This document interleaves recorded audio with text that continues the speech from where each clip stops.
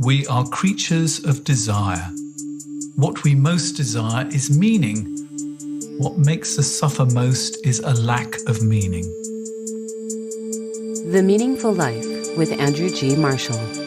Marital therapist, author, and communications trainer Andrew G. Marshall invites guests from all walks of life to discuss what makes life meaningful. Hello, I'm Andrew G. Marshall. Welcome to The Meaningful Life.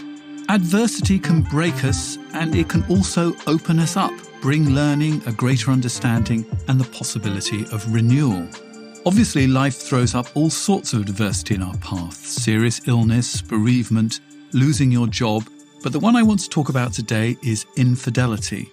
I've always said that couples dealing with the aftermath of an affair arrive in my office the most distressed, but leave the happiest. There is something about infidelity that makes a couple look deeper, and while non-infidelity couples know where the bodies are buried, they often decide not to go there. However, couples with infidelity are dealing with so much pain, they're determined to resolve every issue between them. It is what makes my work so rewarding. What I've noticed in the past few years is the person who's been betrayed is prepared to look deeper, not only to their marriage and themselves, but to question everything, which is a cornerstone to creating a meaningful life, and emerge the other side of their recovery not just happier, but wiser too. To discuss the recovery journey, I have two bloggers and authors on infidelity who are far enough down the path to be able to see the bigger picture, but not so much time has elapsed that they don't remember with every fibre of their being the shock, the panic, the pain, and the loss of discovery. Helen Tower is the author of two books, Sailing Through Infidelity and Sailing Beyond Infidelity. You'll find details of her blog and podcast, on which I've guested, in the show notes. Lisa Arends is the author of the book Lessons from the End of a Marriage, and she has a blog of the same name. Once again, full details in the show notes, plus my books on recovery from infidelity and my team of therapists who can help you navigate these choppy waters. I've invited Helen and Lisa because they represent two different journeys. Helen and her husband have healed together, and Lisa has used her experiences to craft a new life, first on her own and then with a new partner. They're both supporters of this podcast. So I'm going to talk to Helen first. Helen, you discovered your husband's affair 3.5 years ago. Could you give us an insight into your journey and your recovery? Thank you so much, Andrew, for this invitation and for this opportunity. Indeed, 3.5 years ago, I had absolute proof that my husband was having an affair. At the beginning, I didn't know with whom he was having an affair, but I had suspected at least 1.5 years before discovery. So there's where the journey really began. And I could say it even started earlier because my parents had gone through an experience of infidelity. So somewhat at the back of my mind, I had this possibility as a possibility for my own life. And indeed, it happened. But I needed to have proof, so I put a recorder in my husband's glove compartment in the car, and I caught him red-handed, really. So once I caught him, it's like he had become a different person. So those 18 months when I was suspecting, he had become completely a different person. I later realized it was because he was carrying this secret, the secrecy of a double life.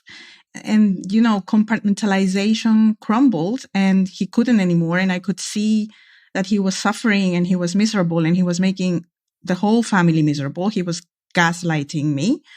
And I was really suffering as well. So for me, D-Day or Discovery Day was also my getting back my sanity, recovering the certainty that I wasn't imagining things and that my intuition had been right all along. So since then, we started our recovery process the same day of discovery. He told me he was relieved that the secret had finally come out. I had already a plan in place. since my teenage years when I saw my parents going through it, and I went through with my plan of separation. And 2 months into separation, I realized that I was as miserable as ever, and that separation wasn't the solution, that I wanted to work on myself, on my family, because I then realized that the life I was in, I had built for 22 years in this marriage with this man. So it wasn't something that I could just put on the side. So I decided to work for it. And I wasn't sure if I was going to reconcile with my husband, but I knew that I had to give it a chance because of what I was feeling in that moment. So it sounds like what your mother and father were doing had a huge impact on you right from the very beginning, maybe even how you actually chose your husband. Am I right in that? Yes, of course. I have later realized that what my parents went through was traumatic. I was 19, though. I wasn't such a small child. So I didn't have, issues of abandonment or anything like that. But I did have a huge fear of not deserving the fairy tale marriage. But since it happened to me, now I am convinced that such a thing doesn't exist. So unfortunately, I went through the disappointment. I grieved it. And now I'm happy with knowing, that SHIT happens and that we have to face whatever balls life throws at us. So that's it.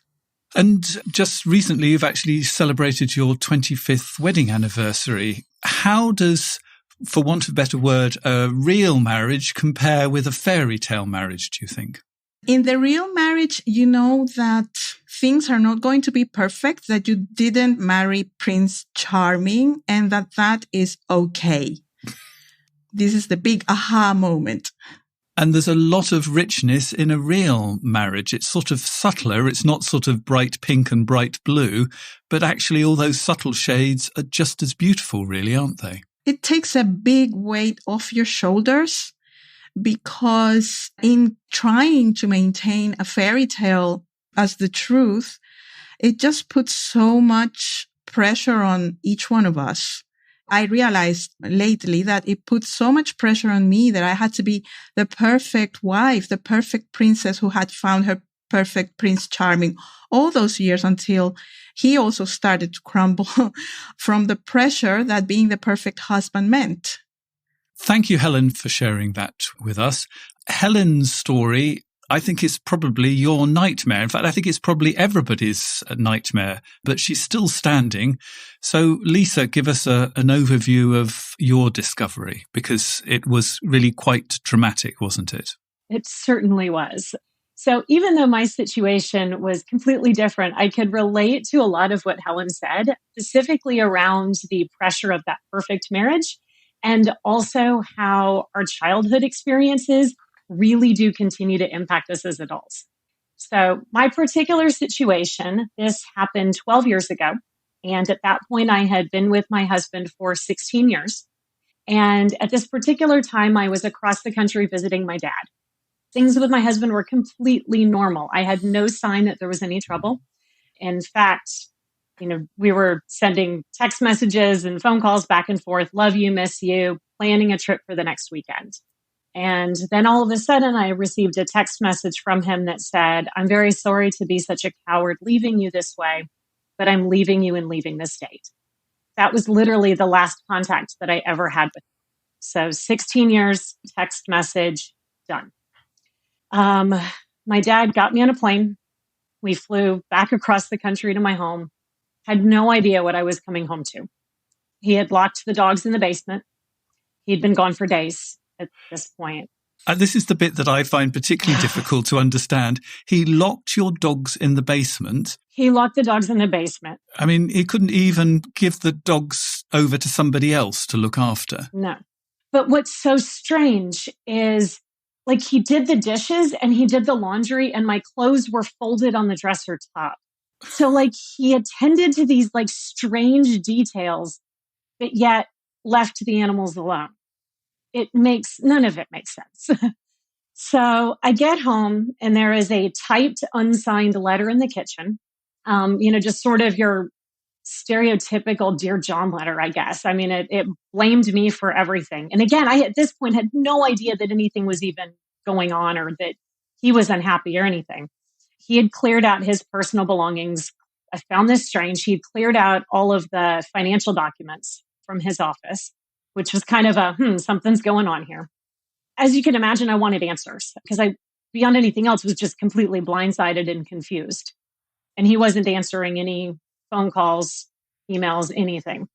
So I got on the computer and I just started looking for anything that I could figure out. And it turned out, because of how our emails were linked, I was able to see his junk email. And through that, I saw not only signs of infidelity, but also signs of financial infidelity. It turned out that he had basically, and I still don't know to what extent, but had essentially stolen tens of thousands of dollars from me, had opened up credit cards in my name, maxed them out. There was nothing in the checking account, negative money in the savings account. So not only was I, completely confused and blindsided and my husband's gone, but I also had literally no money. So discovered the affair from the email, but it was just his junk email. So it was very little bits and pieces I could kind of put together. But then I found an email from a band that was contacting him because they hadn't been paid for the wedding. The wedding? The wedding. Now, this was 6 days after I got the text message. And putting together the pieces that I could get from the email, and then I was able to figure out where he was. And sure enough, tracked down that a wedding had in fact occurred, which is obviously bigamy and is illegal. So I contacted the police there. And it's just, it keeps going. It was such a soap opera. It ended up, long story short, he was arrested, charged with bigamy, ended up basically getting away with it. I don't even know where to go. I filed for divorce because what else could I do? What a surprise. I know. He's gone. He took all my money and he was continuing to destroy me financially. Like, as long as we were still legally married, I was still vulnerable to what he could do. And then, the loveliness of divorce court, I was ordered to continue to pay for his insurance and all of this while he was doing all these things. So yeah, filed for divorce, ended up divorce was final 10 months later. But kind of the flip side of all of this, when I received that text message, I collapsed on the floor, as you can probably imagine. And one of the very first things I said while I was still on the floor, I said to my dad, I'm going to make something good come out of this. And at that point, I didn't even know what this was. I just was like, I'm going to find a way to make some good come out of this. And at that moment, I had no idea what that was. But that was something that came over time. And Helen, did you have a similar sort of thought at the very beginning, some sort of premonition, something coming from something sort of almost sort of deeper inside you in the same way that Lisa had? I was devastated in a way I could have never imagined, even though I had had the experience of seeing my mom devastated. Because I was 19 then, I thought she was overreacting and dramatizing. So when I went through it, I never thought I would feel such pain, because after all, I had been warned by life, sort of thing. This was my mantra. And then I thought, well, I knew this could happen. Why am I feeling all these strange things I could have never imagined? I did know deep down that even though my original plan was to separate and divorce any husband that would dare to betray me like that, I knew that deep down there was a way, there was another way. Even though I wasn't going to follow in my mother's footsteps because I didn't really agree with how she did things, it was just too painful for her. I knew I had to challenge the situation. I didn't know exactly how. And I think that is actually key to this whole subject of recovery from infidelity, actually. I think you put your finger right on it, Helen. We have so many messages that we've been given about the right way that marriage should be done, the right way that life should be done. And a lot of them are buried so deep down, we sort of actually can't necessarily voice them. It's sort of like explaining that we breathe air because it's so taken for granted that you don't really notice it. And you really do need to challenge all of these things. I mean, Lisa, what have you found that you needed to challenge these preconceptions that, are handed down to us along with the idea of the fairy tale marriage? Oh my goodness. One of my big ones, which isn't completely related, but kind of is I thought that I couldn't be okay without him. And my biggest fear had always been losing him. And we had both lost many friends. I mean, at this point, I had lost 16 friends due to death. And so I was so afraid of him dying. I had this belief I couldn't be okay without him. And then life, of course, is like, here, try, prove yourself wrong. What have you both learned about love? I think one of my big learnings is how much of love comes down to courage and learning to sit with the uncomfortable emotions. You talked in the beginning about how infidelity, breaks people open, and that all marriages have, that those are the dead bodies are buried. You just don't go there kind of idea. And that's something that I definitely do differently now in my current marriage is we face that uncomfortable stuff no matter what. And I think that's such a key piece to it. And we don't think, we think about love as like all the happy things, but so much of it is learning to be in those uncomfortable spaces. In my case, Andrew, it's, I'm still working on it. I have learned that there is not one definition. I went back to basics, reading Eric Fromm's book about the art of loving. And I come to the realization that I am a romantic in many ways, and that I can still enjoy romantic love in spite of having learned that the marriage is not the fairy tale story. It's not the fairy tale we're told when we are children. And I can still feel that passion in my heart when I'm listening to a romantic song. This is the way Fromm puts it. He says that romantic love is more of a virtual love. I think he even uses that word before all of the digitalization era was here. And it's true. So I've come to enjoy the moments of this romantic love through a song, through an idea, through even a scene where I am dancing like a princess with the Prince Charming, without necessarily giving that role to my husband, because I know it can only be true in a parallel universe, but I can still enjoy it. And with him, it's about the life we have together and the happy moments we can still have together because we are good together. I have learned that we are two imperfect human beings, but that we are very good together. So it's a work in process for me. And what, for both of you, was the sort of the moment, the sort of turning point? We heard the bit of sort of Lisa releasing her dogs from the basement. It's going to take me a while to get over how somebody could be that cruel to a dog. Isn't it weird? I'm more upset about what he did to the dogs, which is completely and utterly stupid, but that's the way we go. You know what? That's the only thing I still cry about is the dogs.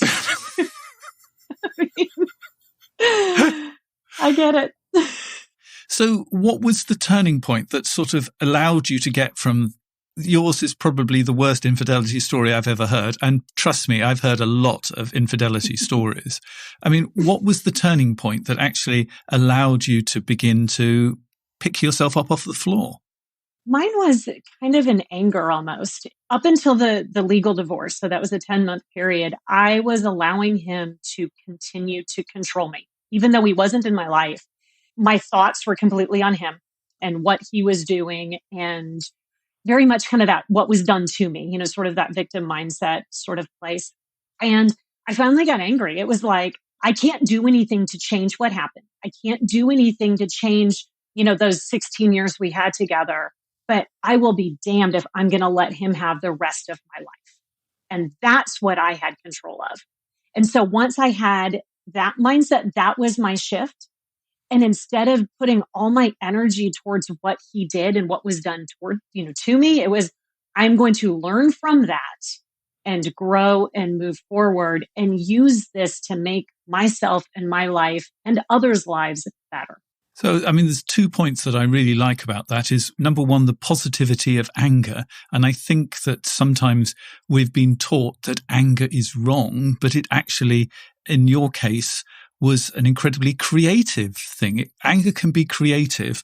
And you asked possibly one of the important questions in recovery from infidelity. What am I in control of? You're not in control of the other woman or the other man. You're certainly not in control of your partner, though we love to think that we are, but we're not. The thing that you're actually in control of is yourself.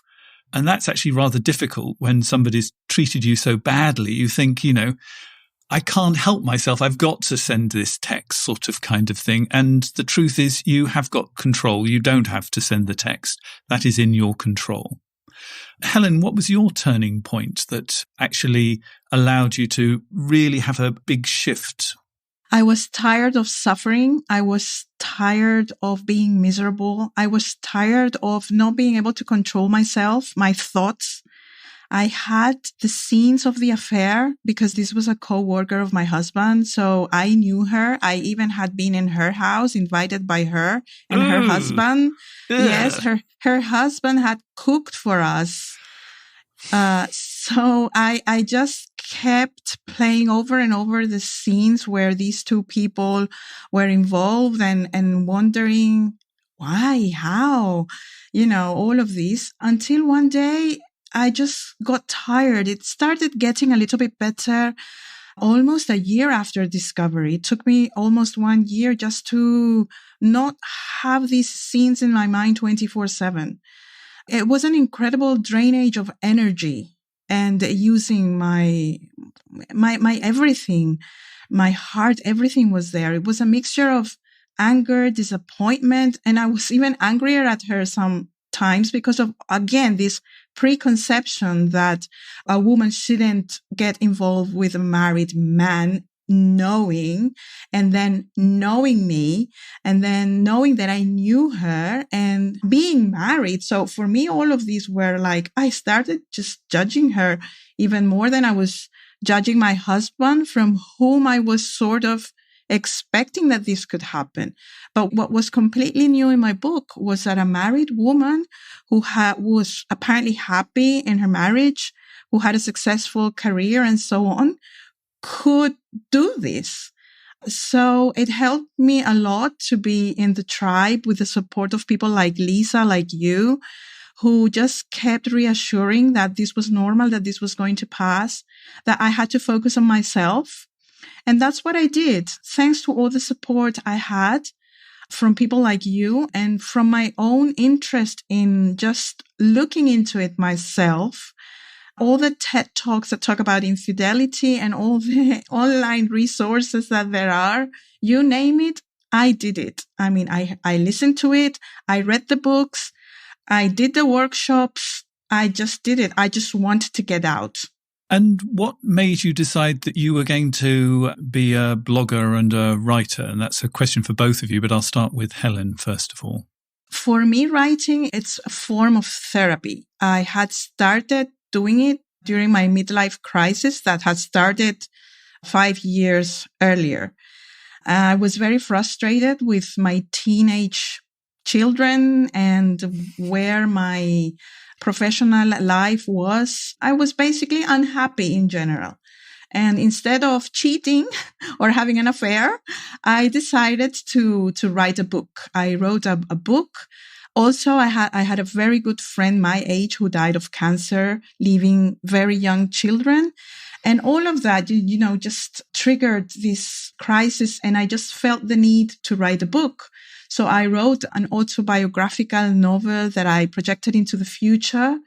where I basically was the main character, and I killed myself when I was 88 and all of that. And I had gone through all of the adventures and all of the questionings. And I just wrote things that I wanted my children to read when they were young adults, just in case I wasn't going to be around to tell them. Because at their teenage years, they hated me and I hated them. We hated each other. So I just wanted to do the right thing, because I knew at some point when they became parents themselves, they would have wanted to know a little bit about their roots. And I thought, well, the best way to do it, since they're not listening to me anymore, is to write a book. So I started with the book. And once you write the book, the blog starts, and that's how it started. That's the answer to what am I in control of? I'm in control of the fact that on the page, you are in control, most definitely. Lisa, what made you decide to be an author and blogger? Never thought I would be. So I started journaling right when all of this happened, just for my own purposes, kind of working through things.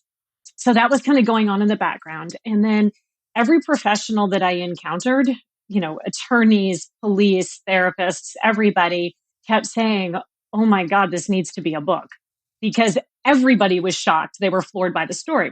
So that sort of planted that seed. So then about a year afterwards, I decided, okay, I'm going to write a book. And then the blog started sort of alongside, just to be able to, promote the book and kind of workshop some ideas and that sort of thing. And it's just grown since then. And then just one kind of, little karmic piece that I absolutely love is that book that tells the story of what he did ended up being able to pay for a lot of the debt that he left me with, which I just love. Possibly one day it might even become a Hollywood movie, to be perfectly honest. It feels like, because you sort of couldn't make it up. If you made it up, everybody would think this is a load of old rubbish. Yes. Yeah, there was at one point my mom and we were dealing with, this was still in the midst of police and everything else. And she and I were in a fast food restaurant, and we had paperwork spread out along the tables, and we're so in it. We're just talking. And all of a sudden we kind of look and everybody's just staring at us because the things that we're talking about sound so crazy. And we were kind of like, oh, sorry. Like, this isn't normal. And why are you still blogging? Because this is all happening in 2009, 2010. And, 10 years later, you're still here. I know. It surprises me. And, I check in with myself about once a year of kind of, do I still want to be doing this? And I keep coming back to yes. And the reason for that is, okay, Helen was talking about how she was devouring all the resources that were available. When this happened to me, there weren't any resources out there that spoke to situations like mine at all. And so one of the reasons that I wanted to share, I didn't want anybody else to ever feel as alone in this as I did, because all of the standard things didn't fit. And then the reason I still continue to share is I find that a lot of the resources out there, especially for people dealing with situations kind of like mine, which unfortunately there's a lot of, is that most people are either coming from a place of just sort of regurgitating the pain, which there's a place for that. You need to be heard. You need to share your story, but you also don't want to stay there. The ideal is like to be heard and then have somebody kind of help move you past that. So there's a lot of that out there. And then there's a lot of people coming from a very like hyper professional, very removed, sort of sanitized version, which I know I would not have been receptive to when I was in that early space. And so what I try to do is bridge both of those, because I'm not in that space anymore. At this point, I'm happy, remarried, everything's good, but I can go back there. I remember what that felt like. And so I try to be that voice, that person that gets it. And then also that hope and inspiration and motivation on you can get out of that. And it is a very long recovery journey because, Helen is 3 years in. And I'm sure, Helen, if at the very beginning you'd been told that 3 years later you wouldn't be out of it, you would have laughed or you would have just thrown your hands up in the air in horror. Yes. But it does take a very long time to recover. The thing that I always relate it to is my partner died 25 years ago. I thought at the very beginning, I'll be over this in a year, 2 year tops. And, 25 years later, I can still occasionally find odd corners of pain. It is an ongoing journey. And so that's why I think it is really important that people like you, Helen, and you, Lisa, keep talking about it, because it makes people feel that there's nothing wrong with them because they haven't done and dusted it in, what most people want is, 6 months at the top sort of kind of thing. And that there's nothing wrong with you if you're still going at it 3, 4, 5, even 15 years later, you're still finding odd corners of pain. Helen, are there times when you get impatient with yourself about the progress you're making? Yes, there are. Like you said, if I would have heard that it had to take 3.5 years to be where I am, I wanted to be where I am now 6 months down the road after discovery. But it doesn't happen like that. So we just have to do the best we can. And what I have learned is that I have to be compassionate towards myself and give myself credit for the progress that I've made. One of the things that the blog helps me with is to go back and see where I was when I wrote the articles and see how far I have come, but also to see that what I wrote, that what I realized 15 months down the road, it still applies today. Because all those aha moments, all those, like flashes of wisdom about how life really is, and that I'm not the only one suffering, and that these things happen. If it's not infidelity, it could be an incurable disease. It could be bereavement. It's so many things that could happen to you, financial distress, health problems. So it's just given me the tools to become a stronger person. I actually started to feel that I was becoming someone different, and I was scared about how I was feeling 10 months down the road. 10 months down after discovery, I felt I was morphing into someone different. And this someone different now I have just been becoming acquainted with since then until now. And I'm still, getting to know this new me, who is a stronger me, who is a healthier me from the mental point of view. I know myself better. I know my traumas. I know that I have inherited traumas as well.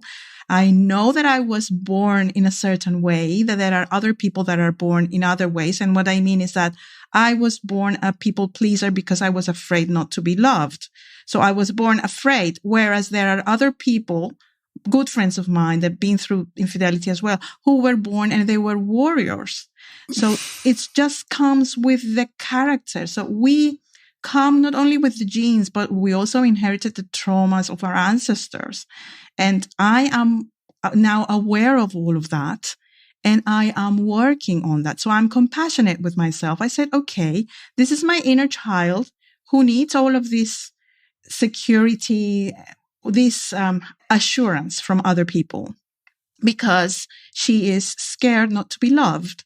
But, I am an adult now and I have to be responsible for my inner child. So I tell my inner child as an adult what she needs to hear. And I take responsibility for how I am feeling. And I sit with my sadness. I sit with my grief or whatever it is that I'm feeling. And it's okay. And I write an article for the blog just to let my followers know that it's okay. You can feel pain, but you can also feel joy.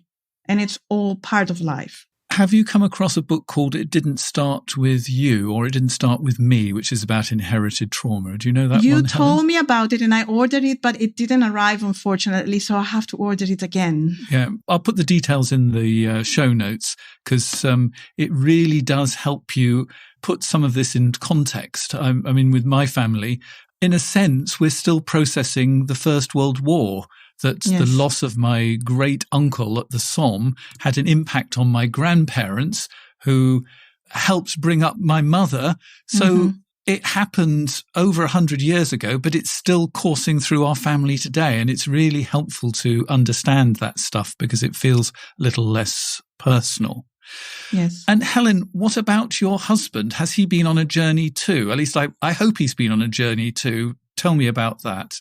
Well, one of the things I've learned is that I cannot really know what he's thinking or feeling, because after what we've been through, what I've seen is that he's been very supportive, that he's done everything he can to do what needs to be done to make me feel loved. And he has fought for me. I won't say for the family. I feel that he has fought for me. He started pursuing me the day of the discovery. So the day I discovered him, the 2 years that I had felt the disconnection from him were over. He became the person I fell in love with when I met him 26 years ago. And I had missed him. Oh, and I can feel the pain just now when you said that. Yes, I get emotional, of course. Yeah, and it's natural, and it is a real gift to us that you can bring it here today. So thank you. Thank you too. But you can't send him on a journey. This has something he has to do for himself, I think, is what you've learned. Yes, and what I've learned is that his inherited traumas are different from mine. And I've learned that it's not my responsibility to look into it. And I just acknowledge them and respect them and try to analyze them, because obviously my children are part of the family tree as well. So, I don't know. I have spoken about this with my mom, because she has had so much experience, not only through her own experience, but she became a sort of mentor to many other younger women once we left home. And she's heard so many stories.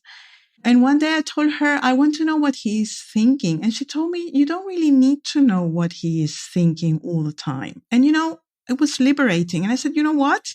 Yeah, that's it. I'm going to go down this path. I do not want to know what he's thinking or feeling at any point in time.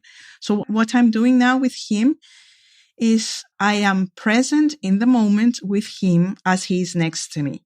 And when he is away, I make sure that I do as many things that bring me joy as possible.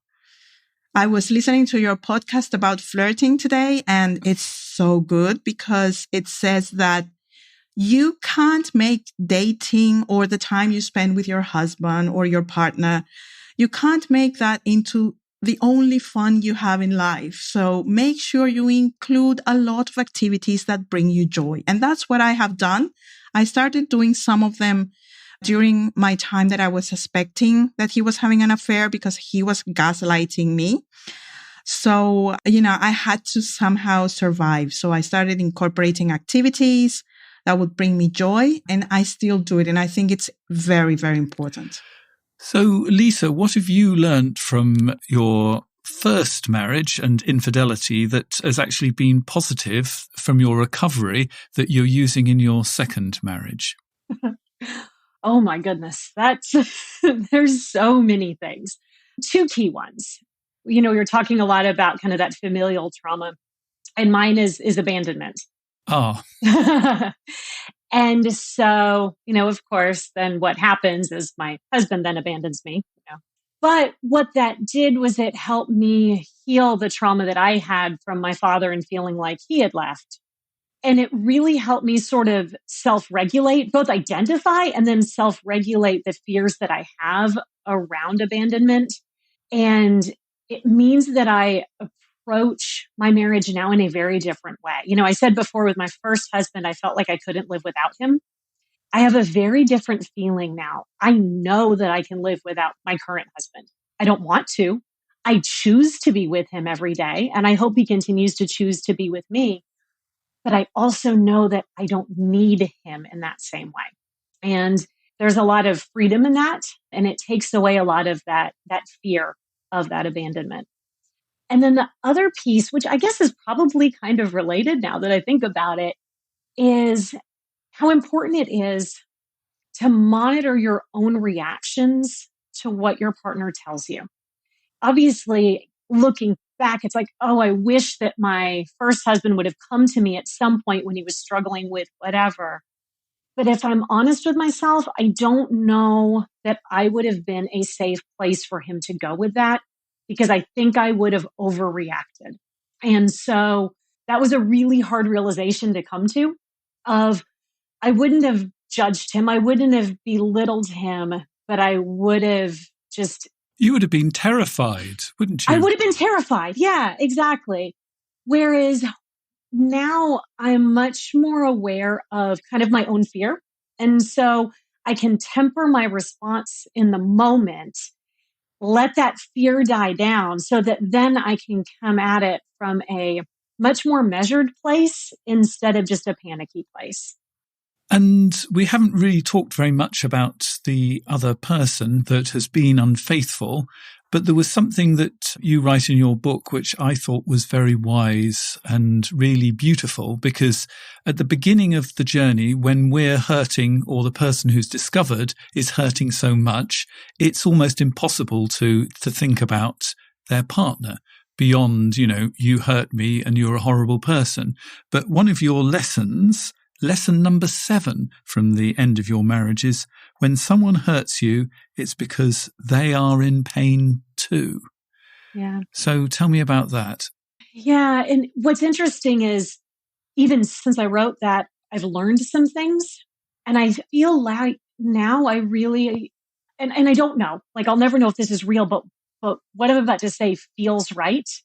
I think his parents were alcoholics, that I know.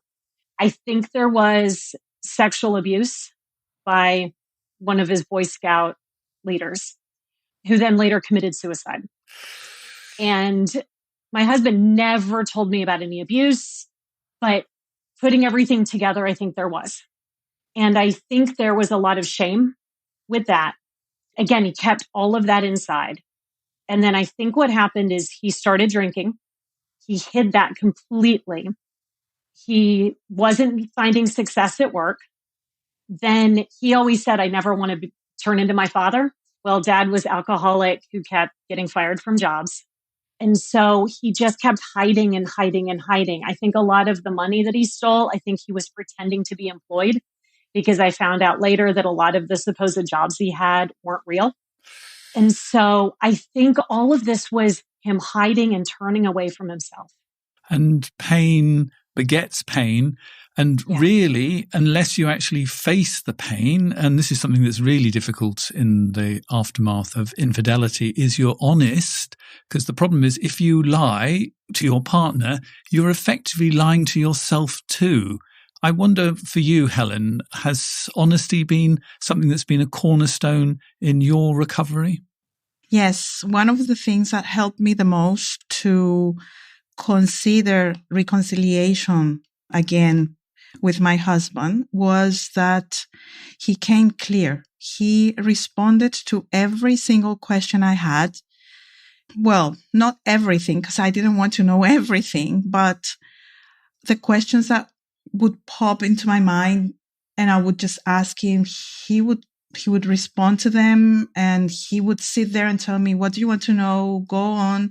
And, it went in stages. It's not something that it's done in one session. You have to do it over several sessions, I would say. Not several sessions, hundreds of sessions, thousands of sessions.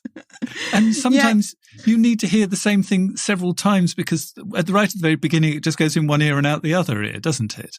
Yeah, well, no, but I'm talking about for him telling me what he had been hiding those admittedly 18 months.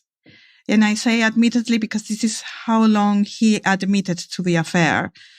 And I still don't know if he just said 18 months not to make it look too bad. Who knows? It could have been 2 years. It could have been, because I know you call it an accidental affair in your book, but to have the courage to, in a small place like this, where I have to hide behind a pen name because otherwise, we lose our jobs, we lose everything. Mm-hmm. To have the courage to pursue a married coworker when you are in a position of power and when you are in sight of so many other people. You need to do that really slowly. So that's why I know that it wasn't only the 18 months where they were perhaps having sex. It started much earlier. Yeah. But he would never admit to that because I agree with how you call it. This happens accidentally. Accidentally in inverted commas. In inverted quotes. In their heads. And I knew that it could happen because it's exactly what happened to my father. He got involved with his personal assistant, and my husband didn't get involved with his personal assistant, but, it was pretty someone close. in his workplace. I mean, what I'm just sitting here gobsmacked by is that sort of how life and the universe has actually given the two of you, whether you want it or not, your worst nightmares. Yes.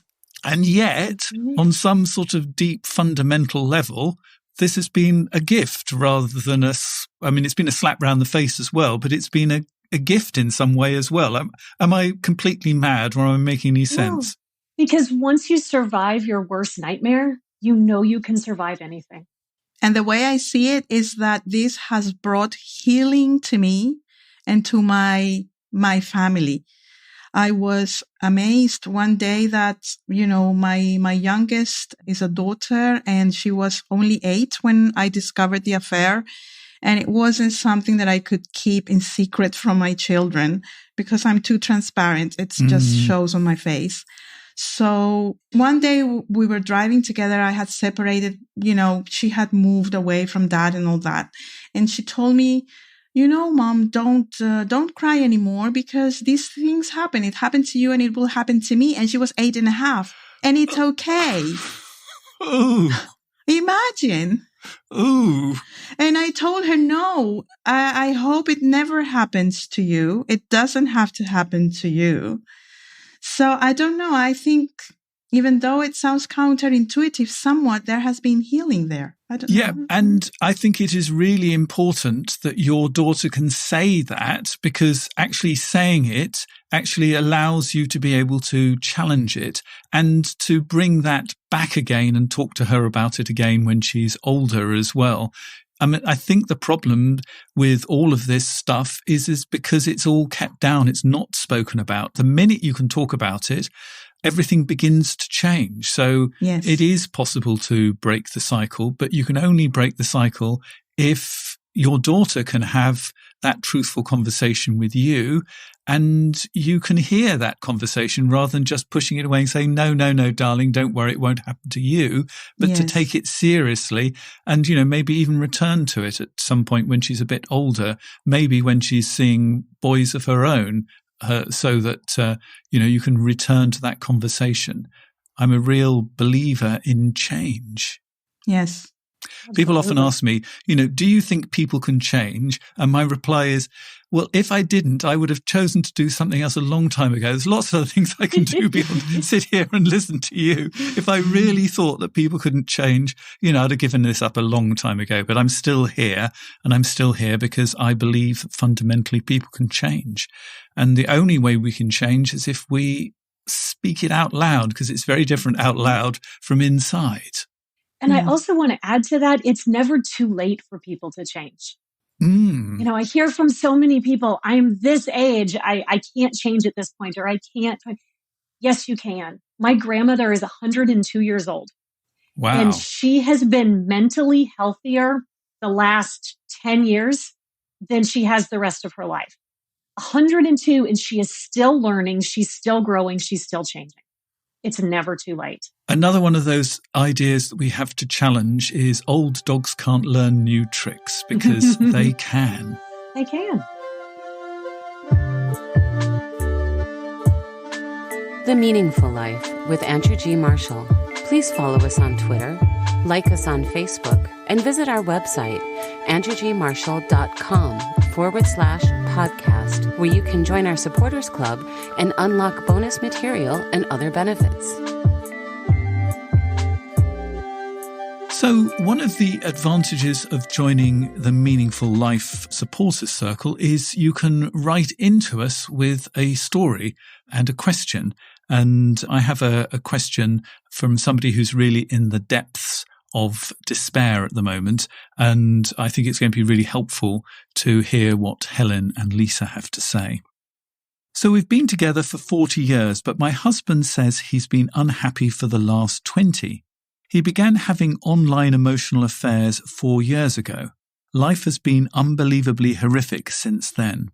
He's not made a physical contact with anyone yet, as only searching for a partner abroad. The pandemic has stopped meetings. He continues to search but wants to keep house, etc., just in case. He has no interest in reconciliation now, only interested in finding a new life with a new partner. He's not asking for a divorce yet.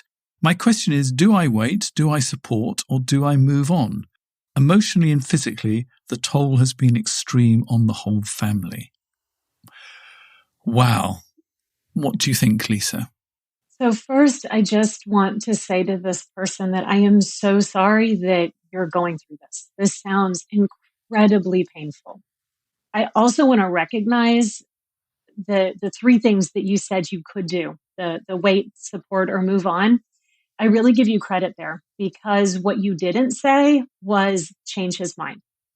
And I give you huge credit for that, because I think so many people get stuck right at that point and they don't recognize the choices that they do have.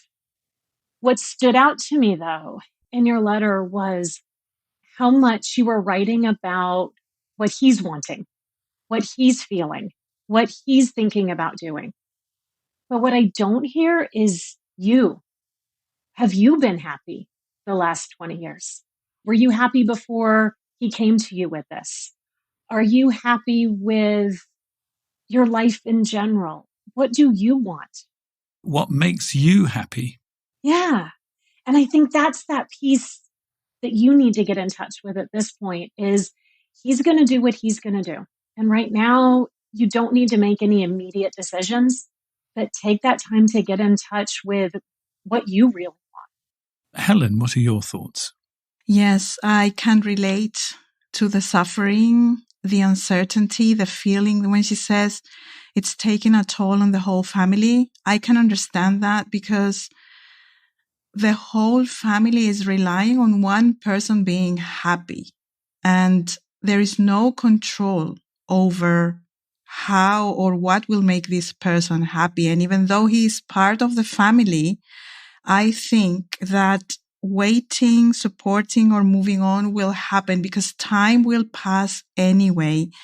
And what this person should do is take control of what she can, which is herself, because she already acknowledges that she's drained. And of course she's drained. She's been unhappy for 20 years. You've been with someone for 40 years. That's a lifetime.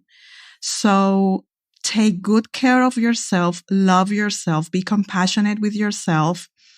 Don't feel that you've been depending on this one man your whole life.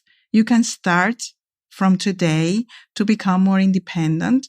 So find a way of empowering yourself, because what you've been going through has been traumatic on top of all the traumas that you've inherited and you don't know anything about. So make sure you take good care of yourself, that you breathe deeply, that you eat healthy, that you move your body around, that you do things that give you joy, and the answer will come to you. One thing I would like to add to all of that, I agree with everything that Lisa and Helen has said, is I don't want the waiting to just be a passive kind of thing. I want the waiting to be something that is active for you, actually thinking about finding something that gives you joy, whether it is learning to play the banjo or training dogs to jump over fences. I mean, if it was me, I would favour the dogs over fences rather than the banjo playing. But, everybody finds something different that is going to be right for them, so that you can actually begin to find some joy, a bit of personal development. So I hope you listen to the podcast and, you think about some of the ideas, read some books, that are interested not just in infidelity, but in emotional journeys and people growing and changing. Because remember, even old dogs can learn to jump over fences. Well, as long as they haven't got arthritis, they can go through tunnels instead. We can learn and do new things. Now, the do I support? I'm not quite certain what support is, because sometimes there can be a sort of supporting that can actually help you learn and grow. And I'd be really interested to hear what Helen has to say on this one in particular, because if you sort of listen to your husband's unhappiness for the last 20 years and hear what he was unhappy about and hear what is probably a different version of the movie from your own one, it's going to be really painful. I mean, it's going to be absolutely horrible.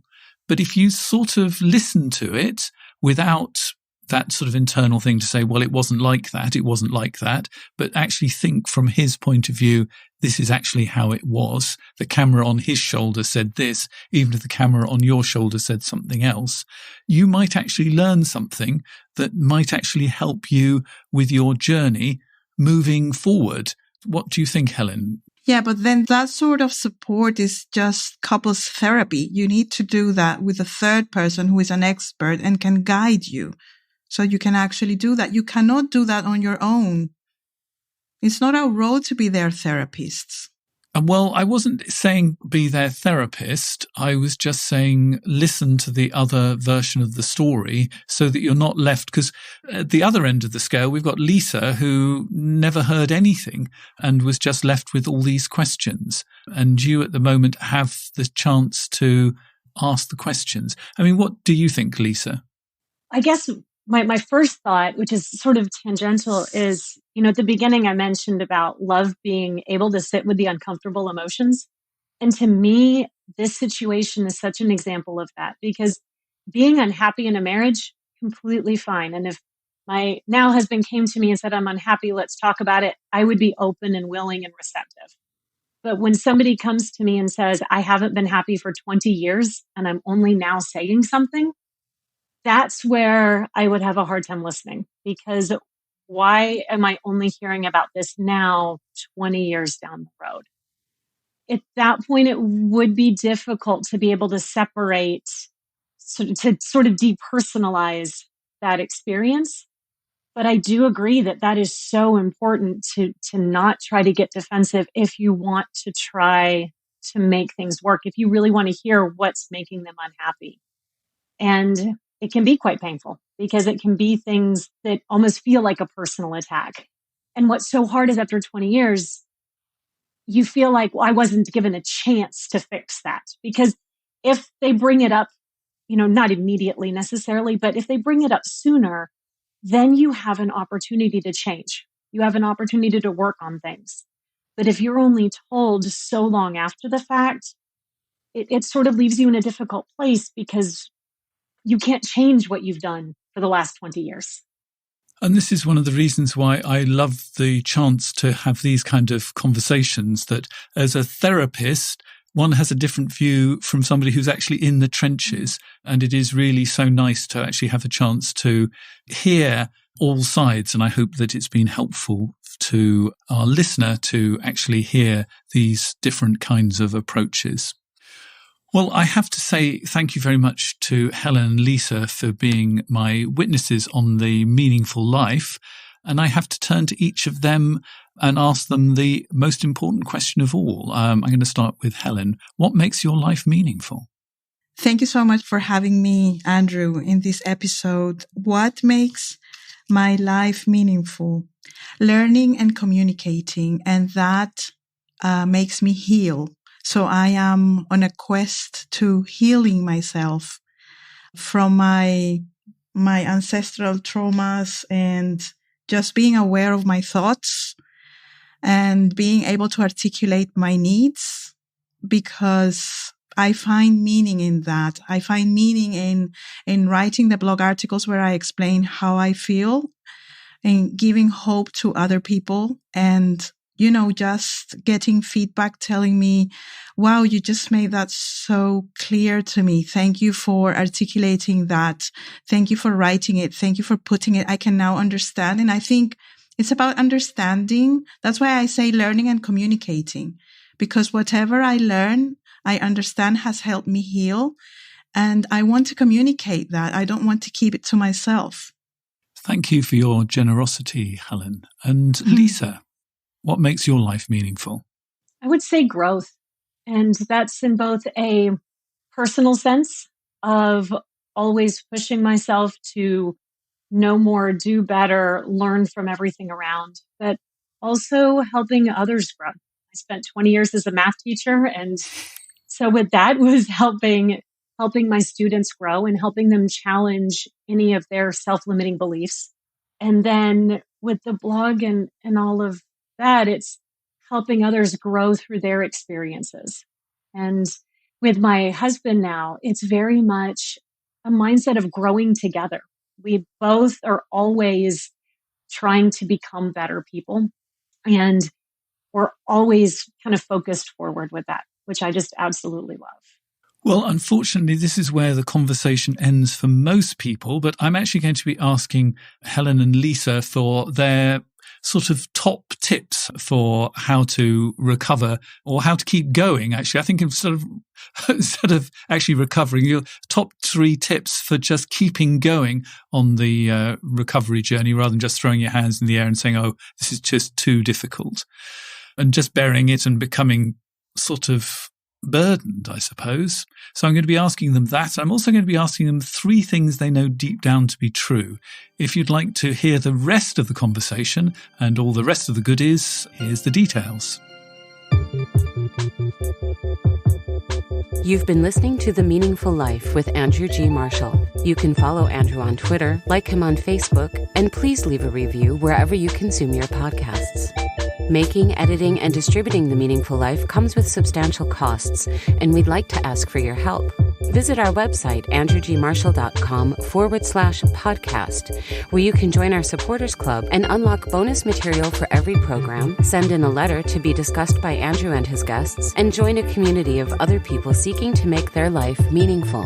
At the gold level, you get even more benefits. Production of The Meaningful Life with Andrew G. Marshall is by Michael Dooney. Social media by Madeleine Healy. Sound engineering and theme tune by Sebastian de la Luz Mendoza. And I'm Susie Colick. Please tell your friends and spread the word. Thank you.